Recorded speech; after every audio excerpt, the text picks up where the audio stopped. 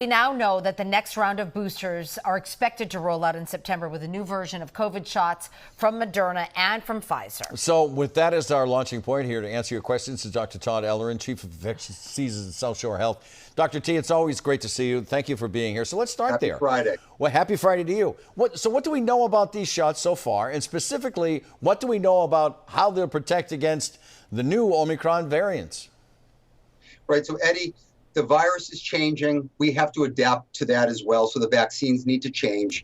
Both companies are going to have bivalent vaccines. That means they'll have the ancestral strain, the old strain that we've been using, and they're going to update it with an Omicron type of variant sequence. And that's good news because we know right now in the lab that the immune system responds better to Omicron type sequences if you have that contained in the vaccine. So it makes sense. That's what we're going to see. What we don't know yet is how clinically well it will work.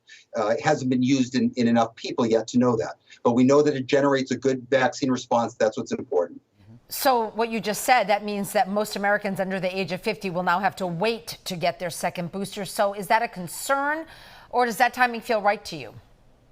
I'm not really concerned, Marie, and I'll tell you why. First of all, remember that even people who are eligible for their first booster, only about half of people have received that. And with the second booster, only about a third. So what I would really recommend right now is that people who are eligible get that booster. Now, as far as the spacing, what we think is that you don't want to get a booster on top of another booster. And I think that's the reason that the FDA and the CDC have said, we're not going to expand the eligibility yet. We're going to wait till we have a new and improved vaccine in the fall. And at that point, people can get their booster. As far as the general population, probably all adults. And my feeling is most kids at that point will as well.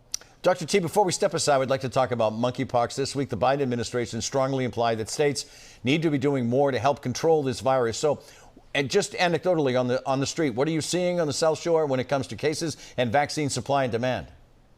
So, Eddie, for any new emerging infection, as you know, we need to work together. So not only just the feds and the states, but even communities and individuals, right? We all have work to do. I think in Massachusetts overall, we have done very well. In fact, our Department of Public Health, I just called them today about a close contact and the need to get the monkeypox vaccine. They called me back within an hour, gave great information. So in real time, they're really working well. There's been over 100 cases of monkeypox in the state, and we've given the treatment to those that have needed it. We've given many vaccines. We know now that the feds are going to be giving about 800,000 doses of vaccine across the country. We will get a reasonable amount of that. So things are going in the right direction. As far as the South Shore, the state has opened up another clinic in Randolph specifically where you can get vaccine. So I do think things are going in the right direction. Are they as fast as we'd hope?